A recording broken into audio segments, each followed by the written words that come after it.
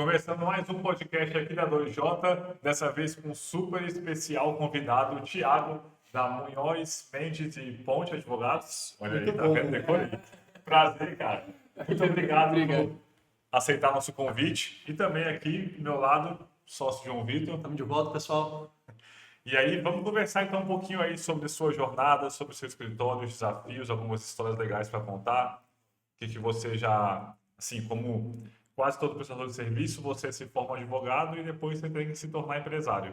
E aí você até pode conversar um pouquinho sobre os desafios para poder se tornar dessa forma. Mas primeiro, se apresente aí e fale um pouquinho do seu escritório. Beleza, primeiro, gente, obrigado pelo convite. Estou me sentindo muito honrado de estar aqui. Vai ser legal. Daqui a um tempo a gente conta para todo mundo. Eu já participei, eles estavam lá. Primeira leva. Pois é, ó, sou da origem.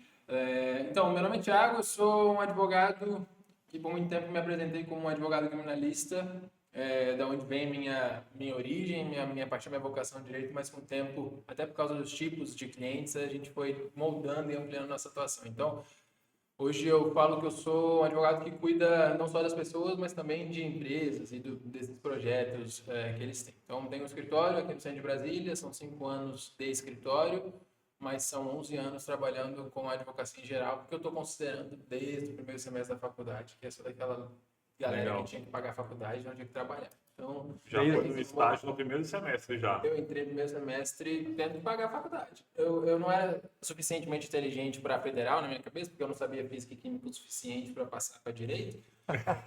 Faz todo sentido, né? Então eu fui peguei a última leva do FIES, metade da faculdade, mas a outra metade eu que tinha que me virar para pagar. Legal. Porque também eu sempre quis advogar mesmo, eu entrei para advogar. E no direito isso não é muito comum, né?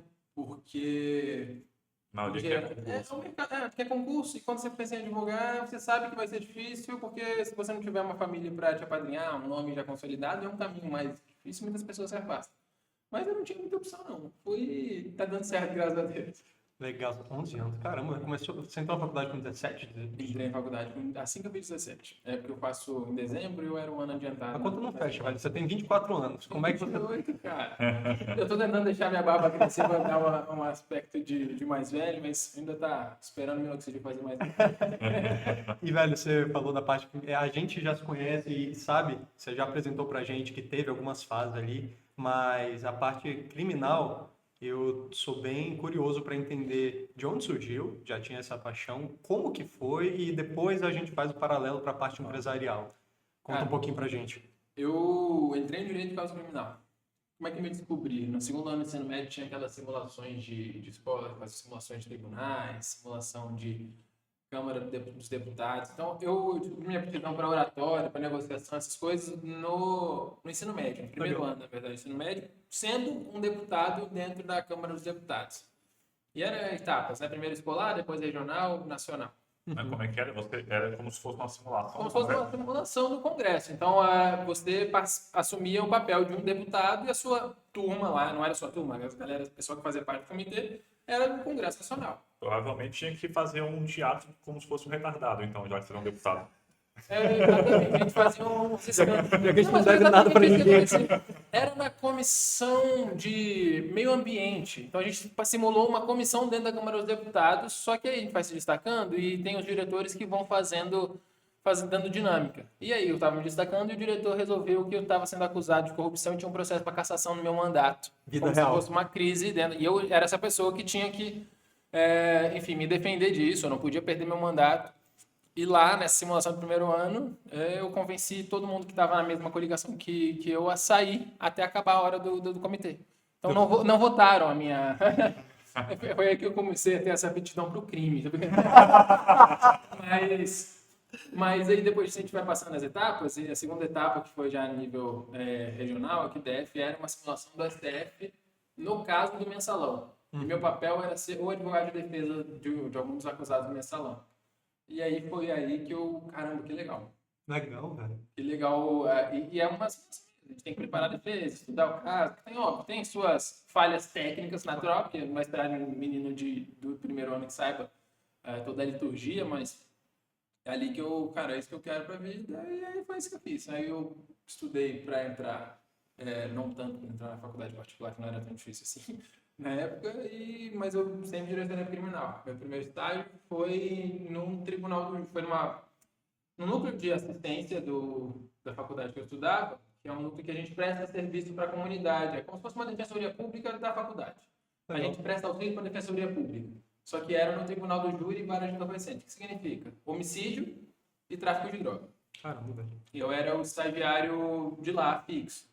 Era para ficar só cuidando de tirar cópia e tudo, mas eu era desses malucos. Então, assim que acabou o primeiro semestre, eu fiz meu primeiro tribunal do júri. Ou seja, fiz uma sustentação oral. O tribunal do júri é o mais clássico, né? Você vê em filmes americanos, isso aqui é mais... Que você sobe e fala com o juiz. Exatamente. Você fala com o júri, enfim. E ali, com 17 anos, foi a minha primeira sustentação no tribunal do júri. A gente ganhou aquele processo, conseguiu absolver os acusados. O promotor tentou brigar comigo, eu não deixei. Foi muito legal. Depois a gente pode até entrar nesses detalhes, porque foi o primeiro choque, né? Eles olham para os alunos. Normalmente os alunos vão lá para ter uma experiência, falam 5 minutinhos, 10 minutinhos, fala todo gaguejando. Eu não, eu acho que já era uma aptidão. E aí eu estava muito bem e o promotor tentou me desestabilizar, porque ao invés de eu falar ao invés de eu falar estudo criminalístico, eu falei IML. Parece que é a mesma coisa, para quem não sabe, eu também estava no primeiro semestre da faculdade. E aí ele me interrompeu para falar, é por isso que não devia deixar esses alunos virem aqui falar para vocês, excelência, isso falando para os jurados, né? Porque fica falando um monte de besteira, não sabe de nada, não tinha que estar aqui. Interrompendo, gritando, porque é uma técnica de desestabilizar, atrapalhar a retórica. Eu virei para ele e falei, eu estou muito obrigado por me ensinar. Eu realmente sei muito pouco ainda, tem muito para aprender, mas o pouco que eu sei é suficiente para saber que esse processo está todo errado. E aí, Sério, e depois ele não quis cumprimentar no final, um absurdo, mas tudo bem, passou.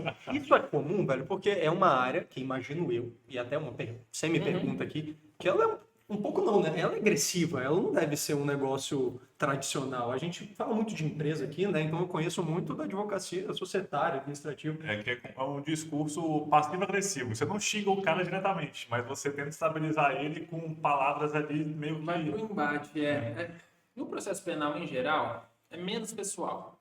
Então, o que a gente está falando não é retórica só, eu não estou aqui sustentando para convencer um monte de 7 jurados que não são formados em direito. O processo penal normal não tem júri. Mas nesse caso de júri, que são os casos de homicídio, tentativa de homicídio e coisas contra a vida, as coisas já ficam um pouco assim, porque o que você tem que fazer lá não é necessariamente, infelizmente, essa é a realidade. O que você precisa ser é o melhor na argumentação. Sim. Você precisa ser o melhor na retórica. Você não precisa necessariamente ter o melhor processo na tua mão. Não pode ter o promotor com um caso ruim, com várias falhas, mas se ele for bom e o advogado for ruim, não souber atrapalhar, ou ter técnicas de convencimento de oratório e falar mal, vai convencer 7 pessoas, porque vai comprar e, em geral, é muito mais fácil. Então, passa nesses casos assim a ser mais pessoal, sim, porque você quer ser o melhor que o outro na oratória, assim, passa por isso. É um problema, mas é a vida real. Então, sim, é um pouco mais passivo, é mais agressivinho, assim, mais linguativo, mais combativo. Em geral, é meio que um jogo. Acontece ali dentro, fica ali dentro. Mas um ou outro leva pro coração, guarda rancor. E esse foi a primeira vez, então com certeza marcou. Mas teve mais algum que marcou de uma forma positiva ou negativa? Teve. De júri, cara, eu vi um que tem 2 casos que são legais. Teve um depois de um tempo que eu trabalhei como assistente de acusação. Então eu era advogado, mas eu era advogado da família da vítima. Então eu estava acusando também. Eu percebi como era muito fácil. É muito mais fácil acusar, porque nesse contexto ali, ainda mais sendo advogado, não sendo promotor, que eu não tenho compromisso nenhum com o processo, eu não tenho obrigação nenhuma de ser o fiscal dos ritos do processo. Eu preciso pegar o que está aqui e falar para os jurados, olha só, ele é o culpado. Entendi. E era muito mais fácil, foi interessante, porque foi uma experiência diferente para mim. Eu sempre penso com um viés defensivo, de estratégia de defesa, e eu não sabia o que fazer. Então, nessa sustentação, eu cheguei lá e eu falei que, olha só, eu estou aqui pela primeira vez nessa posição de acusar, mas eu sei exatamente o que eles vão tentar falar para vocês para te convencer do contrário, te convencer que isso aqui é mentira, e não acredito. Eles vão falar X, Y, Z, e eles vão inclusive usar uma mulher para falar, ao invés de ser o advogado, porque eles acham que isso aqui vai influenciar melhor vocês. E dito e feito. E aí, a outra parte foi falar exatamente, e eu criei uma cena. Eu falei que isso tudo é só a cortina de fumaça, eu fiz um gesto. Então, Enquanto os advogados depois chegaram para falar exatamente essas teses, eu estava lá no fundo fazendo o mesmo gesto para... É sério? E pode? O juiz não dá? O juiz pode, entendeu? No júri, nesse tipo de pode tudo. Se você quiser, tanto que tem uns vídeos, advogado que dá mortal, que canta, que leva uma guitarra, que canta, que toca, tem promotor que faz também dança. No júri, o júri é um grande teatro. E aí cabe o juiz ficar mediando isso e se passar... Você tem as regras, assim, você tem que se ater aos atos, você não pode fazer menção a alguma decisão anterior, porque isso não pode ser um argumento de autoridade. Dentro desses limites, você pode fazer qualquer coisa.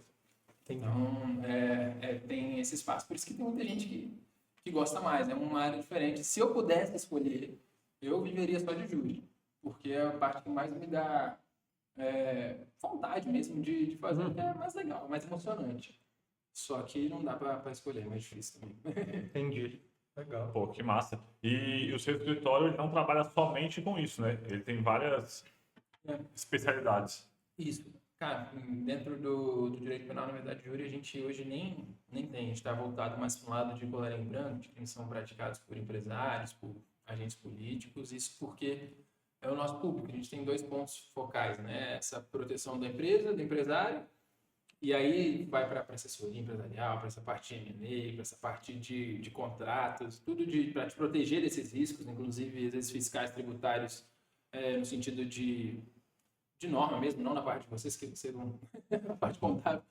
Mas, então, a gente tem esses braços que acabam sendo um escritório que, na prática, até por causa da forma como a nossa equipe é construída, ele atende de tudo. Então, a gente tem uma equipe civil, tem uma equipe empresarial, tem uma equipe ali para o administrativo, mas atende tudo para quem? Para quem já são nossos clientes, são os empresários. Então, se você está aqui dentro, a gente está cuidando de você.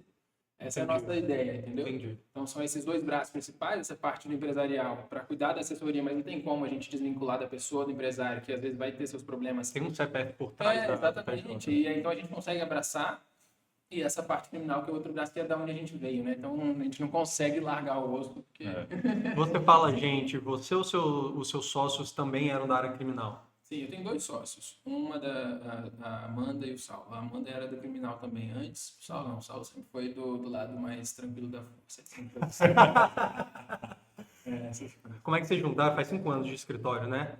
Teve o caminho dos fatores ali ou foi sorte, acaso e destino e vocês tocaram o escritório? O que aconteceu? Eu, nesse caminho de estagiando desde o primeiro semestre, eu estagiei por um período no escritório grande aqui de Brasília e a Amanda era outra estagiária. Entendi. Ela era muito melhor que eu, estagiária. Inclusive, me comparavam com ela, você tem que fazer igual a Amanda faz. Aí você pegou e colocou de sócio. Tá bom. Aí, enfim, saí de lá para um outro escritório. Nesse escritório eu fiquei responsável por uma parte de cuidar das criminais superiores, da parte criminal de lá, e o Saulo, que é meu outro sócio, também trabalhava nesse escritório. E a gente se conheceu lá, e quando eu me formei, foi assim, as coisas foram muito orgânicas. Surgiu um caso criminal para ele me indicou, surgiu um caso civil para ele, eu chamei ele para fazer junto, ele me chamou para fazer junto. E chegou um momento que a gente conseguiu clientes que pagavam mais do que a gente estava ganhando lá. Não fazia sentido, né? Aquela grande virada de chave, a matemática fechou, você vai dar o passo. Assim, pagava não, mas pagava igual. Ou então valia a pena o risco, né? Pelo menos por 4 meses. Foi isso que tinha. Aí eu saí do escritório, ele saiu do escritório e a gente tinha cliente para 4 meses. A gente ia conseguir se manter com aquele mesmo padrão de vida que a gente tinha se nada acontecesse. Porque tinha as parcelas para entrar em 4 meses, contando também que ia ter inadimplência 0. Mas, enfim... Todas essas premissas conservadoras que nunca batem. Essa dose de loucura que nenhum negócio vai ter. Mas aconteceu exatamente depois que eu estava em um desses processos de grande repercussão aqui, e um dos principais alvos, que era ex-secretário de saúde do DF, ficou sem advogado. E eu, com 1 ano de formado, eu peguei o telefone desse cara e liguei, vamos marcar um café? Porque eu conhecia o processo, eu tinha trabalhado lá naquele processo como estagiário por outro cliente, né, por outro réu. Entendi. Eu liguei para ele me aceitou marcar o café. No café, naquele dia, a gente entrou na primeira gráfica que fez, depois de ter no dia anterior, quando ele aceitou, eu pedi pro designer fazer uma logo, ele fez uma logo assim em 20 minutos. E no dia da reunião, eu fui na primeira gráfica e falei, imprime uma pasta para mim. Ninguém queria. Eu só imprimi 50, assim, eu não, só preciso de uma pastinha. Aí chego eu lá com a minha pastinha, assim, até botava a mão, saía de tinta, porque Tinha acabado de fazer. era o pior material possível, mas foi isso. E aí eu acho que aí eu apliquei todas as técnicas de venda que eu já estava estudando, filho, enfim, Escassez, tudo. Agora. Não, escassez mesmo, de um ano de formado. Nossa, se você não fechar Chamando- comigo, eu tenho mais demanda ali. Foi quase, não, se você não precisar fechar comigo, eu não recém-casado, pandemia, enfim.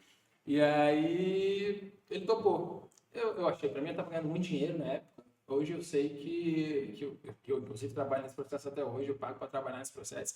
Mas foi muito importante porque ele me deu primeiro, que me deu a estabilidade na hora, mas ele me deu o portfólio e me permitiu acessar os processos que eu queria. Então eu trabalhei quase de graça nesse processo, considerando a média do mercado, mas isso era a minha oportunidade. Então eu dividia com essas bancas grandes daqui e os resultados quem começou a ter nesse processo fui eu. Então tinha gente que muito grande no mesmo processo e depois ligava para dar parabéns. Mas é um mercado que é bem voraz, assim. Tanto que quando eu juntei a procuração desse cliente, primeira coisa, 10 minutos depois, o antigo advogado me ligou para falar que ele ia acabar com a minha vista. Sério? Caramba. Foi nesse nível de coisa assim, ó, você tá fazendo, não sei porque você está fazendo isso, está me desrespeitando, e esse cliente aí também, ele não você não tem que confiar nele, vai acabar com sua vida. E é isso, bem-vindo à advocacia. Eu nem sabia o que falar. Falei, cara, tá bom, gaguejei.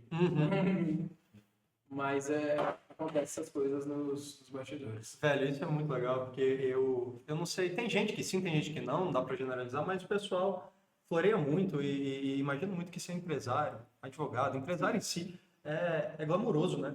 É porque a gente acaba tentando mostrar o melhor da gente. Sim. Mas eu lembro que a gente abriu do Jota, esse negócio da louco ficou na minha cabeça pra eu puxar esse papo aqui. A nossa também. Eu olhei pro João Paulo e falei, velho, a gente decidiu um nome em 10 minutos. 10 minutos ele mandou pra um colega dele, que era um ótimo design, mas também não teve reunião de branding, não teve atenção voltada para isso. Enquanto o cara tava fazendo a logo, a gente tava comprando computador, porque nem computador a gente tinha. E assim, escutar isso do seu lado também, eu acho muito bacana, porque a vida real é assim, né? E pior que as coisas, o tempo foi passando, a gente passou a aprender sobre isso, mas a gente usa basicamente o mesmo logo que a gente fez. Depois de um tempo, a gente percebeu que a gente não ia dar conta só nós dois, que a gente precisava de um perfil diferente, mais organizador, alguém para agir, porque eu sou muito isso, sou muito comercial, eu sou muito de falar, mas talvez essa habilidade de organização faltava mais. E aí a gente, lembrei da Amanda, chamei ela, a gente resolveu vender a parte da sociedade para ela e basicamente o dinheiro que ela aportou foi na verdade para a gente fazer a nossa sala no meio da pandemia. E foi o que a gente fez. E aí a gente achou que o aluguel estava barato na época, montou uma sala também com isso, na mesma perspectiva. Mais 4 meses para frente. Até aqui. Mas foi muito legal que assim que ficou pronta, na primeira 2 dias depois, a gente nem tinha feito a inauguração, a gente fechou um contrato que parece que as coisas, quando é para acontecer, elas acontecem, né? Se você tá se mexendo, as oportunidades tendem a aparecer, né? Exatamente. Que legal, velho. Exatamente. Legal. Foi muito legal. Então, é uma experiência assim, a gente não tem família tradicional, a gente não tem indicação, não tem apadrinhamento, é do absoluto zero para alcançar um lugar que a gente escolheu, que é esse lugar dessas causas mais complexas, com esse tipo de público, com empresário, com gente que a gente consegue agregar e crescer junto, com agente político, que é um lugar que não quer a gente lá, naturalmente, então você tem que ser muito cuidadoso nesse caminho. Mas, ao mesmo tempo que parece esses papos fáceis, mas o trabalho ele vai recompensando, ele vai falando sozinho, né? Ele fala primeiro que a gente. Com certeza, velho. E nesses casos criminais, assim, quando você às vezes defende a pessoa que está sendo incriminada por algum crime que ela cometeu, isso é uma dúvida que eu sempre fiquei. Como que você consegue separar o trabalho da sua questão mais pessoal? Porque às vezes você sabe se defender uma pessoa que fez algo que você tem total desprezo do que ela fez. Mas Chegou a hora, tem... calma aí. Como é que é defender bandido, velho? Mas você tem um trabalho que você precisa fornecer o seu serviço. Como é que você separa as coisas? Como é que isso é feito? Assim? Eu acho que para mim sempre foi muito fácil, eu acho que por causa disso, porque minha formação foi voltada para essa parte, né? Foi voltada para o criminal. Eu tenho alguns limites que eu fui adquirindo com a vida, limites morais, tá? Mas é muito mais por isso. Então, eu tenho filhas meninas, então, com o tempo, crimes sexuais passaram a me incomodar mais, a ponto de talvez dificultar o meu trabalho. Aí a gente dá um passo atrás porque não é para isso. Mas qual é uma lógica que talvez é mais que um estigma mesmo sobre criminalista? Cara, não tem nem como alguém ser condenado sem ter um advogado. Alguém precisa fazer aquilo. Ele vai precisar de defesa, seja eu, seja outra pessoa. É minha fonte de renda também, é meu trabalho. Sim. Então, que seja eu. E aí, o que eu vou fazer? Eu vou fazer naturalmente bem feito. Por quê? Porque eu sou um instrumento para que ele, se for para ser condenado, também seja condenado.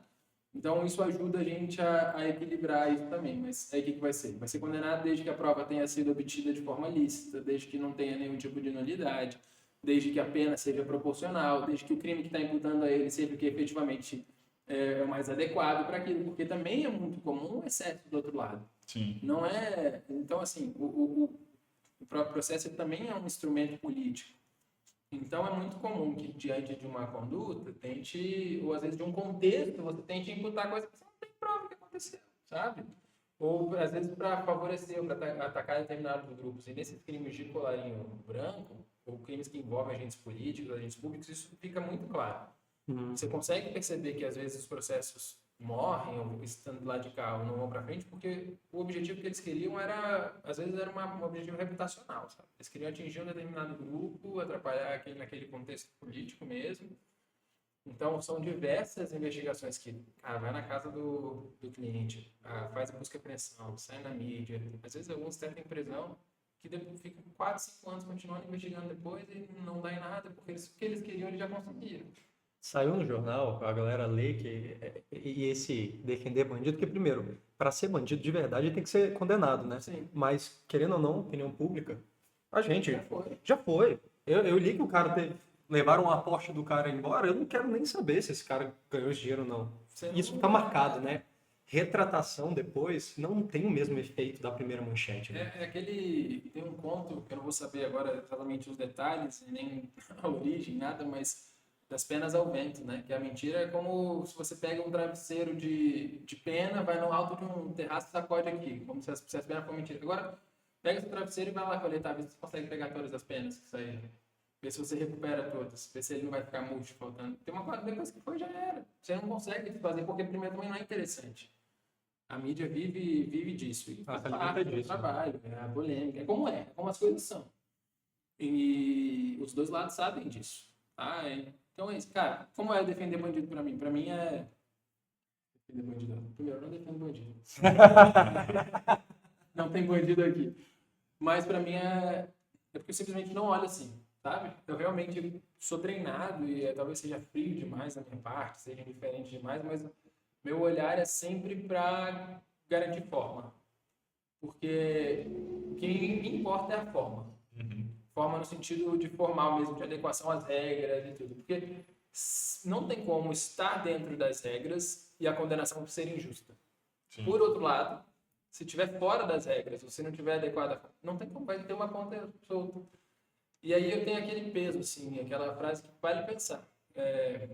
Considerando o terror que são os presídios no Brasil, considerando, enfim, como é bem animalesco essa situação. O que é pior para a gente enquanto sociedade? É um culpado solto ou é um inocente preso mesmo, morrendo lá dentro? Então, assim, para mim, aí, cada um tem sua concepção, eu acho que é muito mais pesado você ter alguém que é inocente lá dentro, morrendo lá dentro. De fato, velho. Sabe? Então, assim, é uma pena que alguns inocentes vão ser soltos nesse caminho, alguns culpados vão ser soltos nesse caminho. Mas se for para garantir que inocentes não sejam presos, é um efeito colateral que, na minha percepção, faz sentido. E é um lado que não é tão apelativo, não fica muito na atenção das pessoas, porque eles querem achar um culpado, né? A opinião pública precisa de alguma manchete. Precisa. Mas isso você falou e nem tinha na minha cabeça antes. Mas você começou a falar, eu concordei.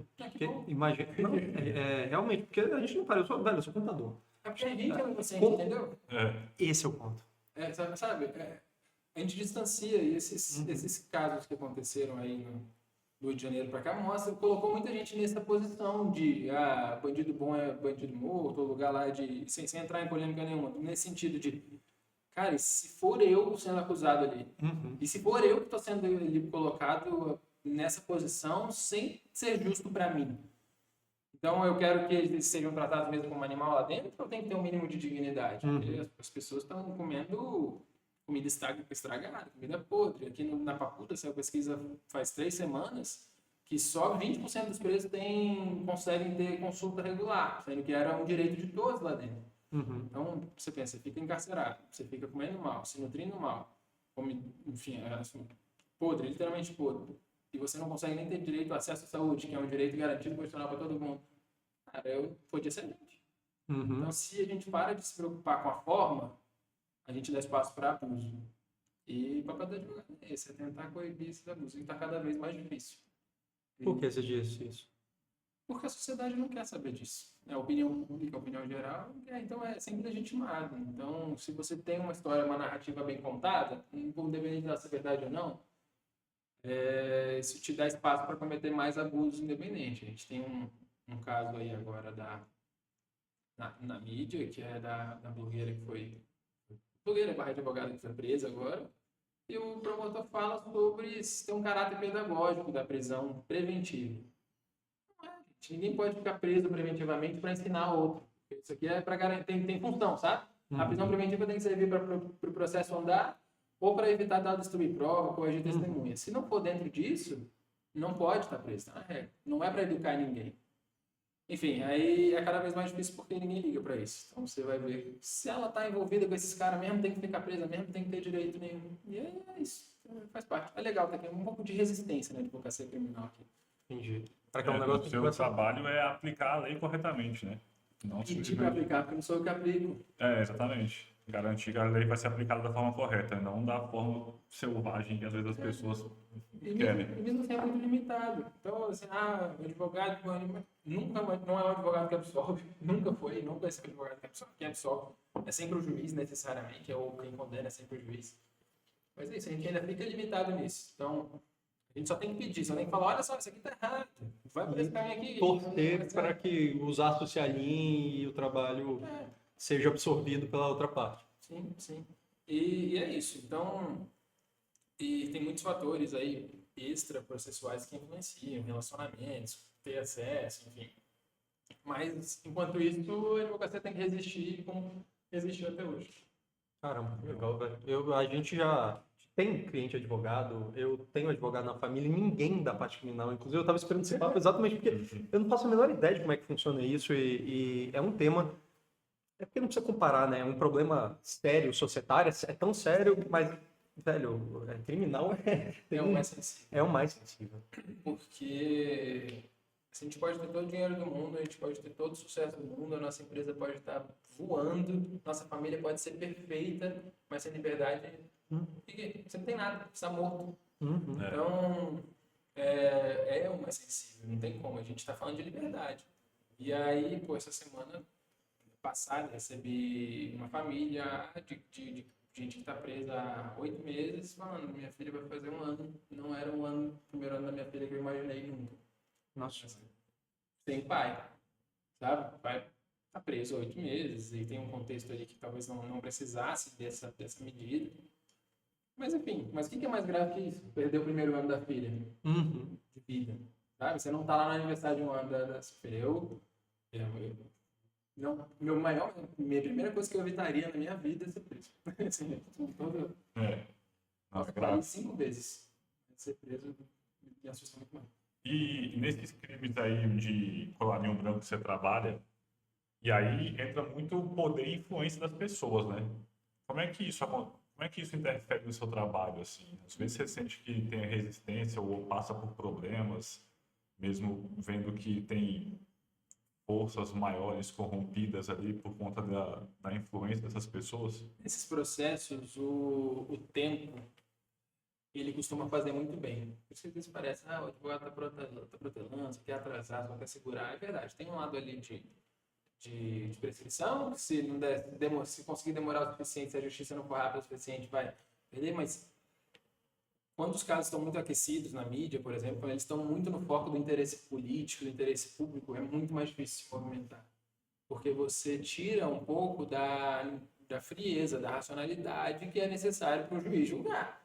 Que juiz vai querer se comprometer no auge da Lava Jato a anular a Lava Jato? Né? Com aquele clamor social todo, com as pessoas na rua. Então, a gente não pode ignorar que existem esses fatores, né? E tem também os outros fatores, de quem que decide, quem está falando com ela, o que ele representa. Porque se a gente vai pensar que quem decide, quem acusa, quem faz parte das investigações são seres inertes de opiniões próprias, de preceitos próprios e que não tem nenhuma influência externa sobre eles, a gente vai, primeiro, acabar com tudo o processo. Porque, então, isso vira um jogo, sabe? Esses processos, eles são realmente jogos, quase que jogos de xadrez. Você tem que saber como pedir, o que pedir. Tem um autor que fala sobre teoria dos jogos no processo penal e ele usa uma analogia muito interessante. Que sabe quando você pediu alguma coisa para sua mãe ou para seu pai e ele não dava, mas depois você ia pedir para sua mãe e ela concedia? Ou você sabia que para o seu pai você podia pedir de um jeito, mas sua mãe tinha que chegar com mais carinho, fazer alguma coisa, entregar uma água antes? E aqui, você quer a parte de entregar, não estou falando nenhuma analogia sobre entregar nada para ninguém. Toma cuidado com tudo. Mas, então, faz parte desse nosso trabalho saber como pedir para quem pedir e na hora de pedir. A ordem dos fatores muda o resultado. Muda muito, porque... Então, você às vezes, cara, eu não consigo chegar nesse contexto aqui e falar para ele botar essa pessoa em liberdade. Mas eu consigo chegar nesse contexto aqui e falar para ele botar uma tornozeleira. Então, a gente vai ir gradualmente. E, às vezes, não vai queimar cartucho. É isso, o direito a gente tem poucas chances. Então, se você já passou por aquele juiz com aquele pedido, dificilmente ele vai olhar de novo, a não ser que você traga alguma situação que tenha mudado. Então, tem que saber a hora de pedir, para quem pedir, como pedir, e isso influencia em muita coisa, muita coisa. E é que tá magia. É por isso que esses processos de colarinho branco e tudo são diferentes em todas as partes, desde o aspecto de negociação, com o próprio cliente, de precificação de honorários, porque não é um caso comum, né? Não é um traficante pego com droga no bolso, sendo acusado por causa disso, com duas testemunhas que são policiais e o juiz ali para decidir. Não, esses processos eles envolvem, às vezes, pessoas expostas politicamente, publicamente, mas se não. Aí tem quebra de sigilo bancário, então tem uma análise de todo o fluxo financeiro dele, tem uma quebra de sigilo telefônico, então alguém rastreou e ouviu as conversas dele, tem que ver como é que foram feitas e se foi feito dentro dos parâmetros legais, como é que foram essas extrações.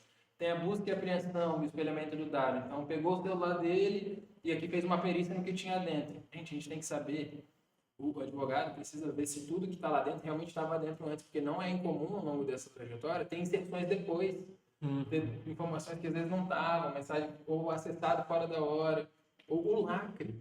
Você não pode... Passar num detalhe desse.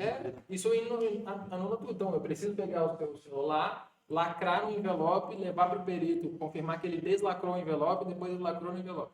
Às vezes, não estava lacrado. O que me garante que não foi manuseado antes disso, de forma extraoficial?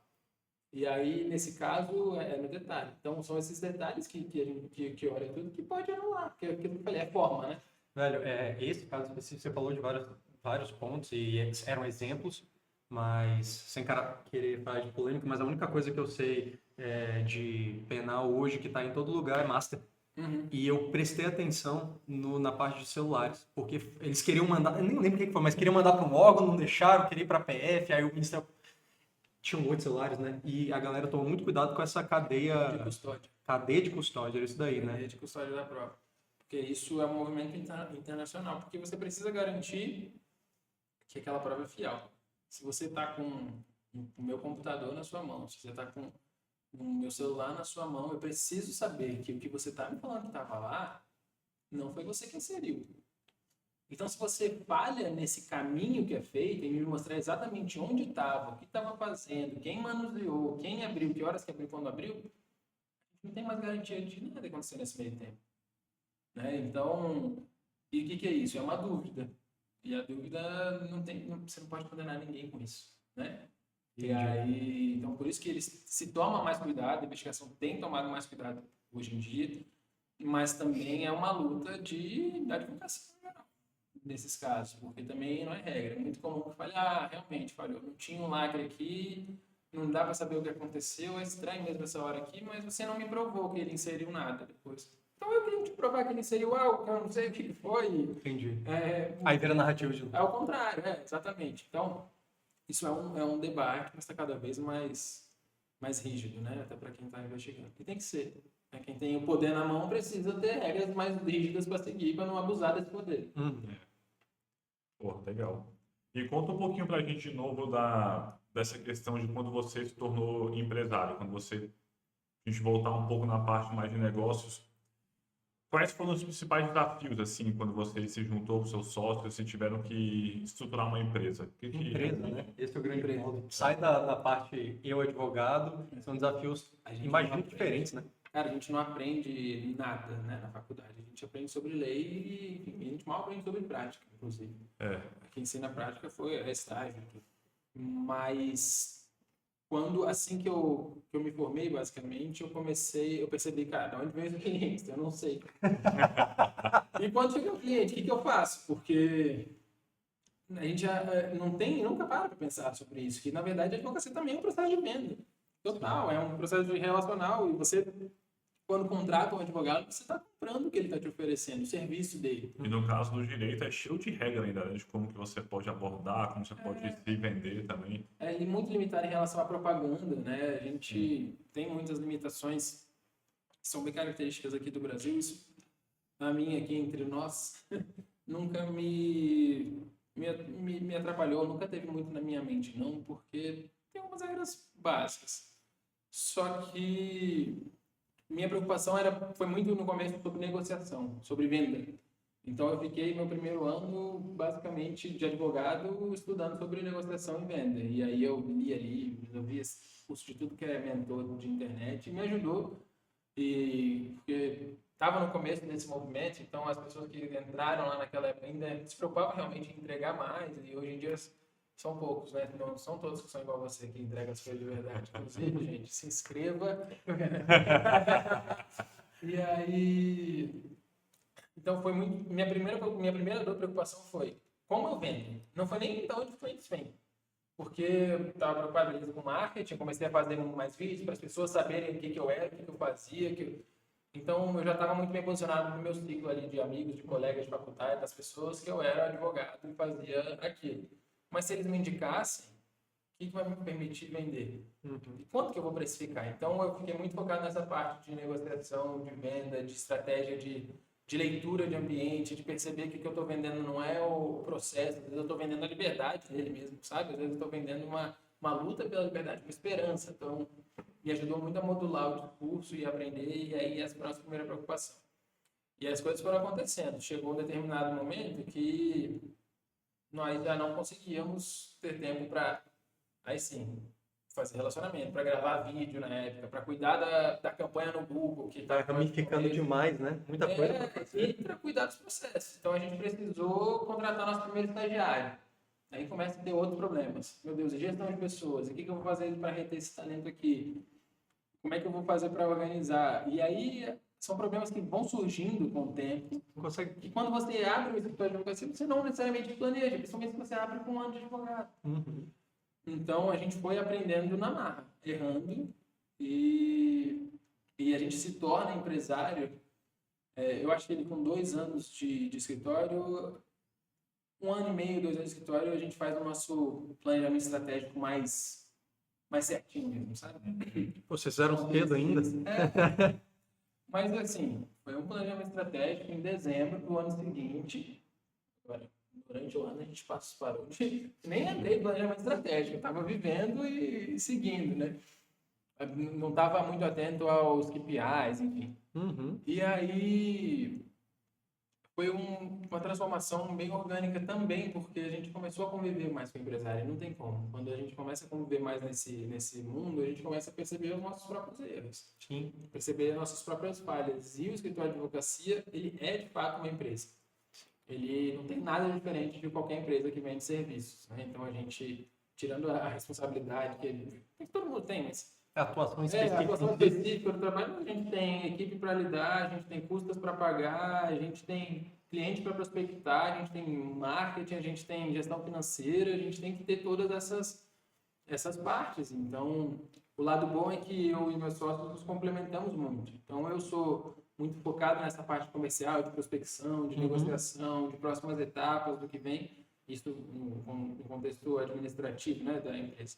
O Saulo é o cara das contas, é o cara do administrativo, de que não vai deixar nada faltar dentro do escritório, que não vai deixar, que vai cuidar, fazer os pagamentos e tudo, enfim, ele que cuida da parte financeira, e a Amanda era o operacional, então ela criou todo o fluxo de trabalho mesmo lá interno.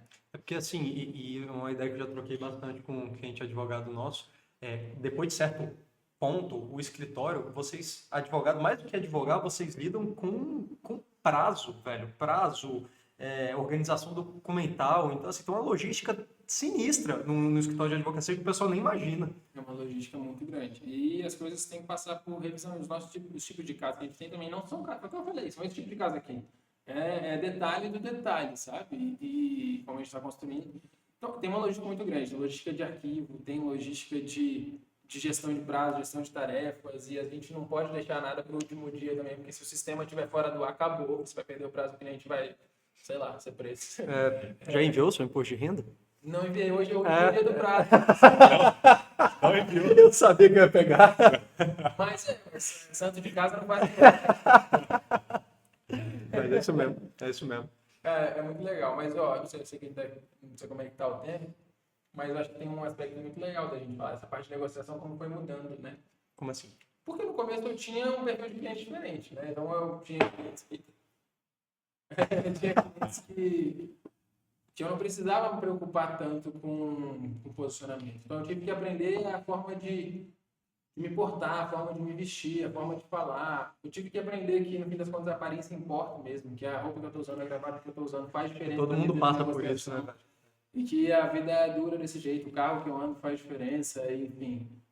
E eu estava refletindo sobre isso. Então, na semana passada, eu tive uma reunião de um fechamento de um contrato muito grande. Assim, que representa, é muito significativo para o escritório. E como a postura que eu tenho que adotar lá é completamente diferente da postura que eu adotava ou que eu adoto em outros casos mais simples. Então, eu tive que aprender a ter os vários diálogos em mesa de negociação. Então, num contrato daquele tamanho, tem que ser mais calmo, mais comedido, mais falar mais baixo. Quero prender a atenção, quero criar autoridade. Eu não quero ser o empolgadão. A gente passou por esse movimento de parar de ser o escritório entusiastas, que no começo era, olha só, aposta na gente, somos jovens, estamos cheios de energia aqui, vem com a gente, que a gente vai dar o que você precisa, confia, aposta suas fichas em mim, para nos tornarmos um escritório que querem estar aqui, porque a gente já tem experiência comprovada, a gente já tem resultado comprovado, e isso obviamente vem com preço. Então, fazer essa mudança de posicionamento, não só no brand, na forma que a gente se comunica para o externo, mas também na hora de negociar, foi um desafio também nesses termos empresariais mesmo, porque você tem que aprender a ser coerente com aquilo que você está vendendo, né? Então, eu não posso sentar para negociar um contrato de 6, 7 dígitos e as pessoas olharem para mim como o cara para apostar a ficha. Ninguém vai apostar a ficha nessa pessoa, tem que querer, entendeu? Caraca, que legal. E é uma virada de chave que não dá pra você nascer, empresarialmente falando, sabendo disso, né? É só experiência. É só experiência. E tem um negócio aqui muito legal que eu passei. Parar de medir o bolso das pessoas pelo nosso. Porque a gente vem, cara, eu pagava, fazer estágio para pagar meu FIES, minha metade, 50% do FIES não pagava. Então, eu tinha perspectivas de valores de patamar que às vezes para mim eram inalcançáveis, mas para pessoas que ostentavam não eram. E aprender que o preço, ele também te posiciona no sentido, também faz você perder, sabe? Você ser barato também faz você perder cliente. Às vezes é mais caro vender barato, é mais difícil vender barato do que vender caro. Porque a pessoa passa a desconfiar da sua qualidade técnica porque você cobra barato demais. Sabe quando a oferta é boa, o santo desconfia? Sim. E, então, quebrar esses paradigmas de, cara, não sou eu quem estou comprando, é uma pessoa que tem o próprio contexto dela e eu tenho que mostrar valor para ela. E o valor é para ela, não é para mim, não é o meu bolso, é o bolso dela. Isso foram mudanças que, para mim, que sou dessa parte comercial, mais do escritório, foram chave. Porque eu passei a ter menos medo de botar um valor no meu trabalho. Isso é muito difícil, viu, velho? Muito difícil. É muito difícil. Eu lembro de uma história, inclusive, de 2 advogados Essa é boa demais. Eles foram negociar também com o cliente. E ele falou assim, um dos advogados falou, acho que dá pra fazer pelos 15 mil, vamos pedir para ele, né? Aí 15 mil, beleza. Sentaram para negociar com o cara e o outro sócio falou assim, beleza, a gente faz para você por 70 mil. Aí o outro sócio ficou tremendo todo na cadeira, olhando assim, meu Deus, velho, esse bicho tá viajando. E aí fecharam tipo em 60. Aí falou, tá vendo? Você queria vender por 15, é muito burro. É muito bom, é isso, e conseguir ter essa percepção, mas isso faz muito parte da trajetória, porque quanto menos você depende daquele contrato que está na mesa ali para você, mais você se sente tranquilo para botar o valor que você acha justo, para aumentar sua margem e tudo. Então, não tem como, você no começo, a gente tinha 4 meses de escritório. Claro, é um caminho natural, né? Não é claro. Eu tinha os próximos 4 ali. Então, a gente tem mais medo de perder aquele cliente que está sentado ali na mesa. Para a gente vai fazer mais falta. Mas a lógica da negociação desse contrato é inverter a polaridade. Quem precisa da gente é quem está aqui, sabe? Se ele não quiser, não concordar, se a gente conseguir achar um consenso, beleza, faz parte do jogo. Mas quando a gente consegue fazer essa transição na negociação, você que precisa de mim, a gente fica numa posição muito mais confortável para fechar esses casos. Né? Então, não é fácil não. Dá um puxinho na barriga. Né? Até hoje eu remoo, acho que cada um dos contratos que não fechou. Assim, isso acontece até hoje. Eu, João Paulo e a Samara também, nosso sócio que não está aqui hoje, eu lembro de propostas pontuais, principalmente no começo, mas isso aconteceu essa semana também, mas assim, antes acontecia bastante. Eu ligava pro João Paulo e falava, velho, eu preciso conversar com você dessa proposta, eu não vou fazer ela sozinho. Eu precisava pelo menos validar, não era nem sempre valor, às vezes escopo, mas muitas vezes valor mesmo. Da proposta alta, é difícil, você tem que bancar o que você está propondo ali, né? Tudo isso tem que estar construído. Isso que você colocou não é nem para advogado, é aula para empresário, velho. E não dá para pular muitas etapas. Você tem que construir isso. Muito difícil já chegar e sentar na janela. Né? E aí, dentro dessa expectativa, dessa experiência, hoje eu me sinto capaz de vender quase qualquer coisa. Então, assim, é isso. Acabou que a gente começa na advocacia, mas por tudo que a gente aprende, estuda sobre negócios em si, eu me sinto capaz de ter negócios de diferentes ramos, de diferentes áreas de conhecimento mesmo. É uma experiência comum ali, né? Pois é, porque aproveita. Só não vou fazer prazo. Né? Eu só não vou ser toda ninguém, mas tem algumas coisas que são sobre gestão no geral, sobre negociação, venda comercial, enfim, marketing, que são comuns, né? E aí é isso. Legal, Thiagão. Porra, velho, a gente que acompanha seu trabalho também, pessoalmente, eu queria, em praça pública, te elogiar, velho. Muito bacana mesmo. A gente é mais próximo, conhece seu sócio, mas o trabalho que vocês estão fazendo é muito bacana de acompanhar. Estou muito feliz que a gente teve essa oportunidade de você trocar um pouquinho dessa experiência, não só jurídica com a gente, né? Empresarial. Pô, não, bem legal. Conseguimos conversar sobre a sua área de informação mesmo, sua história, sobre os desafios, sobre como tocar a empresa, como vocês se desenvolveram. Acho que foi um papo que o pessoal deve ter gostado, que participou. E, Thiagão, para o pessoal que está acompanhando, onde que eles encontram, tanto você quanto o seu escritório, para onde eles entram em contato? No Instagram, @Thiago Mendes, Thiago com THY, não tem muitos assim, então é fácil de achar. E por lá você vai conseguir encontrar as outras redes do escritório também, e a gente está à disposição lá para bater papo. E obrigado, gente, é muito legal ficar aqui conversando com vocês, a gente ficaria por mais várias horas. Sim, com certeza. Vai ter segundo round, com certeza. Tem que ter. E contem sempre comigo, vocês também fazem um trabalho incrível de vocês aí, muito legal, parabéns para vocês e para a produção também, que tá de parabéns, sim. Valeu então, Thiago, obrigado. Valeu, pessoal, então até a próxima. Valeu.